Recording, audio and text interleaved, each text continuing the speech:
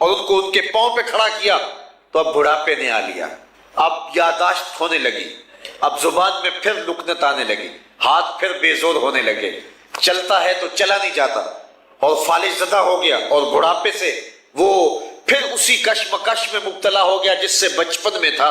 ارذل عمر آ گئی اور وہ دکھ جو اس نے پہلے جھیلے تھے دوبارہ انہی دکھوں میں آ پڑا۔ تو پوری زندگی کا مطالعہ کر لیجئے، انسان کی زندگی دکھوں، مصائب، آلام اور مشقتوں میں گزرتی ہے۔ کہتے ہیں جب انسان کی تخلیق کی گئی اور اس کا خمیر گویا گیا تو 39 دن تک دکھوں کی بارش ہوئی اور ایک دن خوشیوں کی بارش ہوئی۔ اس لیے انسان کی زندگی کے اندر دکھ زیادہ ہیں اور سکھ تھوڑے ہیں۔ ویسے بھی خوشی عارضی ہوتی ہے اور غم دیر پا ہوتے ہیں۔ خوشی اور غم اکٹھے آ جائیں تو خوشی نظر نہیں آتی جاتے ہوئے، اور غم جو ہے وہ ٹھکانہ بنا لیتا ہے۔ غم کے موقع پہ خوشی یاد آ جائے تو خوشی خوشی نہیں ہوتی، خوشی کے موقع پہ غم یاد آ جائے تو غم غلبہ پا لیتا ہے اور خوشی خوشی نہیں رہتی ہے۔ تو انسان نے زیادہ تر نبھا انسانی زندگی کے اندر غموں سے کرنا ہوتا ہے، اس لیے اس کو سیکھنا چاہیے کہ اس نے غموں سے نبھا کیسے کرنا ہے۔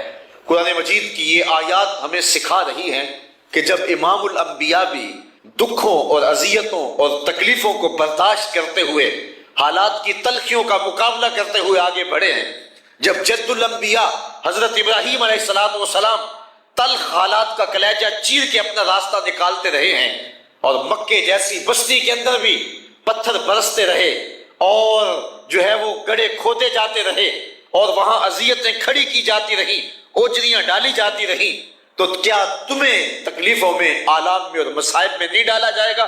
تو انسان کو سکھایا جا رہا ہے کہ تیری زندگی کے اندر دکھوں کا دخل زیادہ ہے، سکھ تھوڑے آئیں گے۔ اگر انسان اس حقیقت واقعہ کو سمجھ لیتا ہے تو پھر دکھوں سے مقابلہ کرنے کی اپنے اندر ہمت پاتا ہے، بلکہ ایک کیفیت بندے پہ ایسی بھی آتی ہے کہ اس دکھ کو بخوشی قبول کر لیتا ہے کہ یہ دکھ میری زندگی کے سسٹم کا حصہ ہے اور میں زیادہ تر ان دکھوں سے گزارا کرنا ہے۔ پھر میاں صاحب کے لہجے میں بولتا ہے، دکھ ہمیشہ تے سکھ کدائیں، دکھاں تو سکھ وارے، دکھ قبول محمد بخشا راضی رہن پیارے۔ رسول کریم صلی اللہ علیہ وآلہ وسلم نے ارشاد فرمایا، فقیہ واحد اشد علی الشیطان من الف عابد۔ ایک فقیہ عالم دین شیطان پر 1000 عابدوں سے زیادہ بھاری ہے۔ اگرچہ کوئی شخص اللہ کی عبادت کرے تو شیطان کو یہ برداشت نہیں ہے، کیونکہ اس نے رب کے سامنے کہا تھا، مجھے تیری عزت کی قسم میں تیرے بندوں کو تیرے تک نہیں آنے دوں گا۔ تو کوئی بھی اس کی عبادت کرے تو یہ اس کو کبھی بھی برداشت نہیں ہوتا۔ لیکن ایک طرف 1000 فقیہ ہوں، ایک طرف 1000 عابد ہوں، تہجد گزار ہوں، شب زندہ دار ہوں، اور ایک طرف ایک عالم ہو، تو شیطان اس عالم کو زیادہ اپنے لیے بوجھ سمجھتا ہے، اپنے مشن اور اپنی فکر کے راستے میں بڑی رکاوٹ سمجھتا ہے۔ اس لیے اس نے علماء کا خوب علاج کیا ہوا ہے تکبر اور طمع کے ذریعے سے، کیونکہ شیطان انتہائی مکار وجود ہے اور ہر ایک کو ایک لاٹھی سے نہیں ہانکتا۔ ایک شب زندہ دار جس کو سحری کے وقت اٹھ کے ہچکیاں لینے میں لطف آتا ہے، شیطان اس کو یہ کہے کہ تو تہجد نہ پڑھا کر، تو جس کی زندگی کا نشہ ہے وہ سجدے، تو شیطان کی اس بات کو کیسے وہ مانے گا؟ تو شیطان اس کو یہ نہیں کہتا کہ تو تہجد نہ پڑھا کر، اس کو کہتا ہے کہ تو ضرور پڑھا کر، لیکن صبح بتا دیا کر کہ میں تہجد گزار ہوں۔ اس کو ریا میں مبتلا کرتا ہے۔ ایک شاعر جس کی طبع میں نرمی ہے، رقاقت ہے، اور وہ شاخ سے پھول بھی ٹوٹے تو بے چین ہو جاتا ہے، شیطان اس کو یہ کبھی نہیں کہتا کہ تو کسی انسان کو قتل کر۔ اس کو پتہ ہے کہ یہ تو شاخ سے پھول نہیں توڑ سکتا، تو کسی انسان کا خون کیسے کرے گا؟ تو اس کو شراب اور شباب کے پیچھے لگاتا ہے۔ ایک سخی جس کو خرچ کر کے تسکین ملتی ہے اور جو لوگوں کو کھانا کھلائے تو اس کو راحت پہنچتی ہے، تو شیطان اس کو کہے کہ تو بخل کر، تو وہ کبھی بھی نہیں کرے گا۔ شیطان اس کو بخل کی ترغیب بھی نہیں دیتا، اسے فضول خرچی کی طرف ابھارتا ہے۔ اسی طرح ایک عالم دین کو شیطان یہ کہے کہ تو درس و تبلیغ، واعظ، تلقین، تدریس چھوڑ دے، ممبر و محراب کی نوکری چھوڑ دے، تو ایک عالم دین جس کی زندگی کا سارا لطف تدریس کی مسند پہ بیٹھ کے پڑھنے اور پڑھانے میں ہے، تو شیطان کے کہنے پہ وہ تدریس کی مسند تو نہیں چھوڑے گا۔ تو شیطان اس کو یہ کہتا بھی نہیں ہے کہ تو واعظ و تلقین چھوڑ دے، اس کو کہتا ہے خوب واعظ کر، لیکن ساتھ اس کے دل میں ڈالتا ہے تیرے جیسا کوئی اور ہے بھی تو نہیں نا، جو بات کرنے کا ڈھب تیرے پاس ہے، جو گفتگو کا سلیقہ تجھے آتا ہے، وہ کسی اور کے پاس تو نہیں نا۔ تو اس کو تکبر میں مبتلا کر دیتا ہے۔ تو عالم دین چونکہ ایک مؤثر ذات ہوتی ہے، عالم دین ہو صحیح، اس کا وجود دھرتی کا زیور ہے، اور اس کے وجود کی برکتیں اقطار عالم میں بسنے والوں کو نصیب ہوتی ہے۔ حضور نے اسی لیے ارشاد فرمایا کہ جو عالم دین ہے اس کی زندگی کی دعا کرتے ہیں کائنات کے تمام پرندے، حشرات الارض حتی الحیتان فی البحر، سمندر میں جو مچھلیاں بھی تیرتی ہیں وہ بھی علماء کی زندگی کی دعا مانگتی ہیں۔ تو عالم ہو صحیح، وہ کائنات کا ایک انوکھا اور خوبصورت باب ہے۔ عالم دین ایک قیمتی وجود ہوتا ہے اور اس کے دم سے ہزاروں لوگوں کو نفع پہنچتا ہے اور ان کا ایمان بچ جاتا ہے۔ اس لیے شیطان چاہتا یہ ہے کہ علم جو ہے وہ برباد ہو جائے اور علماء جو ہے یہ زوال پذیر ہو جائے۔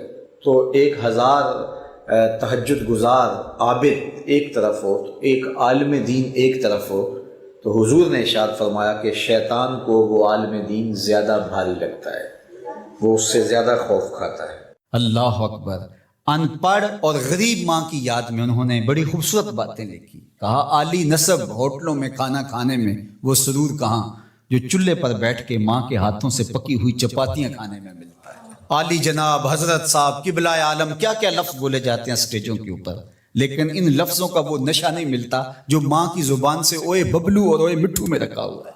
ماں جب یہ کہہ کے پکارتی ہے تو لگتا ہے کہ سارا پیار سمٹ کے ماں کے لہجے میں آ گیا ہے، لفظ نہیں ہے، ماں کے منہ سے شہد ٹپک رہا ہے۔ ماں جب بولتی ہے تو اس کے لہجے میں جبریل بولتا ہے۔ ماں جب مسکراتی ہے تو لگتا ہے جنت کی ساری کلیاں کھل اٹھی ہیں۔ ماں جب پیار سے دیکھ رہی ہوتی ہے تو لگتا ہے عرش سے رحمتیں اتر رہی۔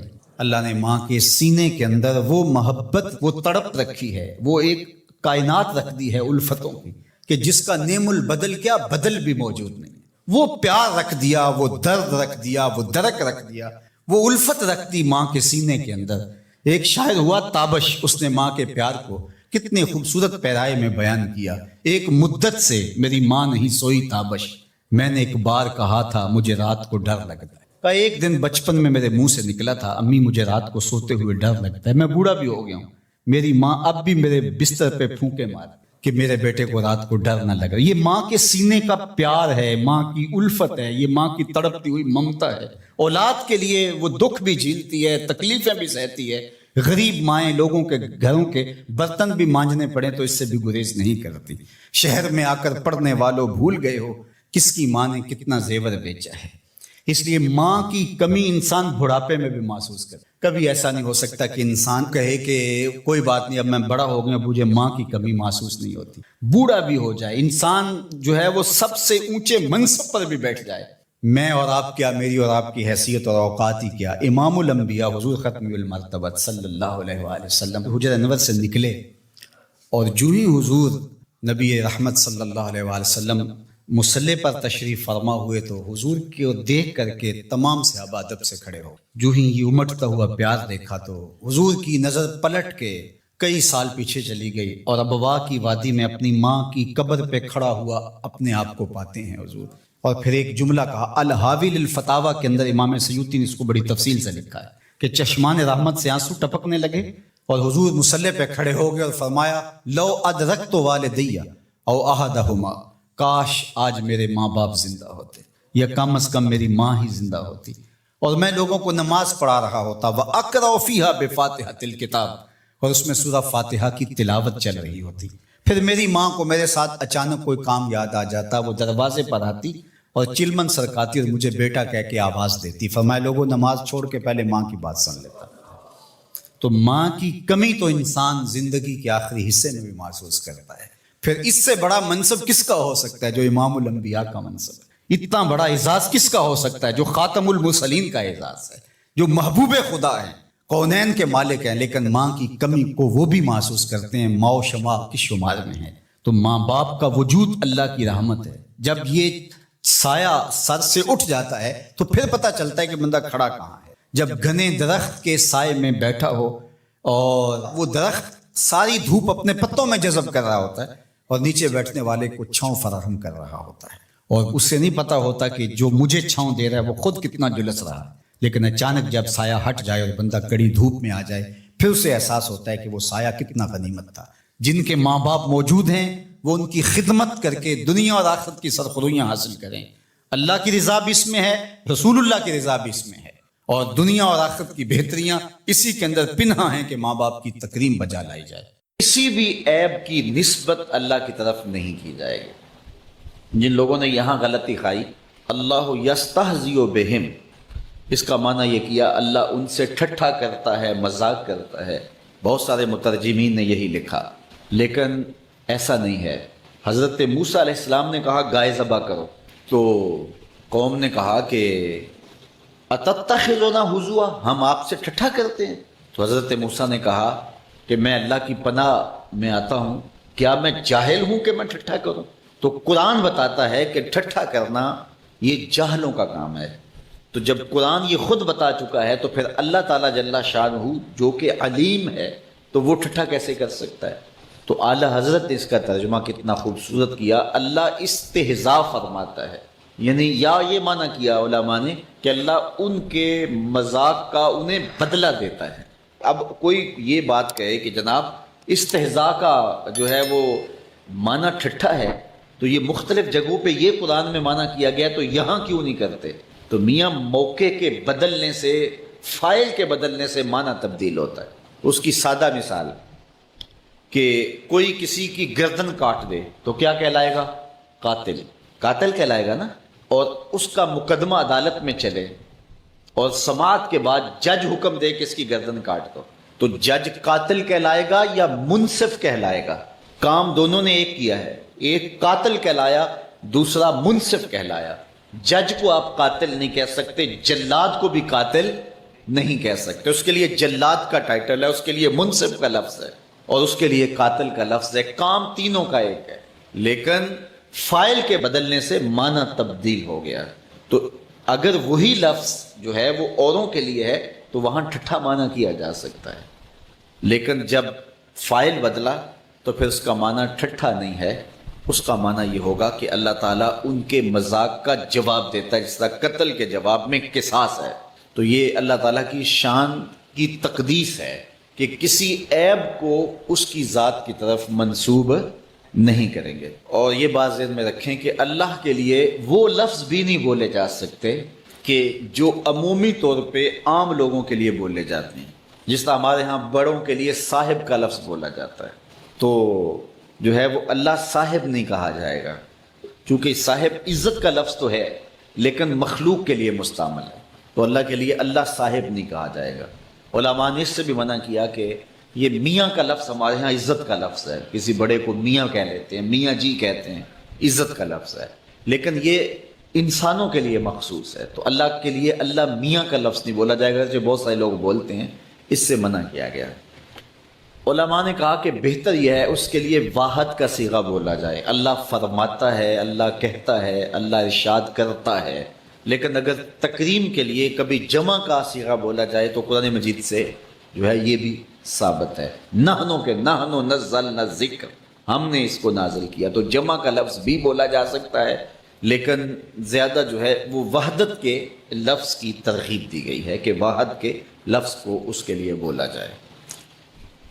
حضور علیہ الصلاۃ والسلام کے حوالے سے کوئی متبذل لفظ نہ بولا جائے. مالک بن نویرہ نے صاحبکم کا لفظ حضور کے لیے بطور تعریض بولا تھا، تو حضرت خالد بن ولید نے اس کی گردن کاٹ دی تھی. رائنا کا لفظ اگرچہ کوئی اچھائی کی نیت سے بھی بولے تو اس کی ممانعت کر دی گئی، چونکہ اس کا ایک اور پہلو ہے جس کا معنی غلط ہے۔ اس لیے اللہ کے محبوب علیہ السلام کے لیے جب بھی بات کرنی ہے تو لفظوں کو بھی تراشنا پڑے گا، وہاں دھلے ہوئے لفظ پیش کرے، لفظوں کو غسل ہوا ہو، پاکیزہ فکر ہو، پاکیزہ خیال ہو، اور شستہ تراکیب ہوں، اور خوبصورت لفظ